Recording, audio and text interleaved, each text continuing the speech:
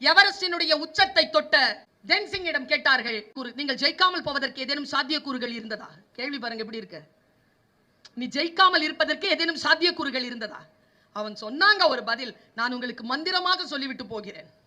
அவன் சொன்னா, சூழல், ஆக்சசரிஸ், காற்று எதுவுமே எனக்கு தடையா இல்ல. ஒரே ஒரு விஷயத்துக்கு தான் பயந்தேன். என் மனசு நீ ஜெயிக்க மாட்டேன்னு சொல்லிருமோன்னு நினைச்சேன். அது எனக்கு சொல்லவே இல்லை. அதனால தான் ஜெயிச்சேன். மனசு சொல்லக்கூடாதுங்க. நான் சொன்னேன் தெரியுமா, கிளாஸ்க்குள்ள போன உடனே ஒரு டீச்சர் என்ன பார்த்துட்டு இப்படி பண்ணுவாங்க, ஹோப்லெஸ், உருப்பட மாட்டேன்பாங்க. என்ன பண்ணேன் தெரியுமா, அந்த டீச்சர் ரிட்டையர் ஆகிறதுக்குள்ள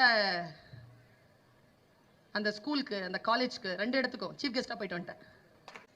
யார் நம்மை தோற்கடிக்கிறார்களோ, எந்த உணர்வு நம்மை கீழே தள்ளுகிறதோ, அதை ஜெயிப்பதற்கான வழி எவன் ஒருவன் கண்டுபிடிக்கிறானோ அவன் சிகரம் தொட்ட மனிதனாக இருக்கிறான்.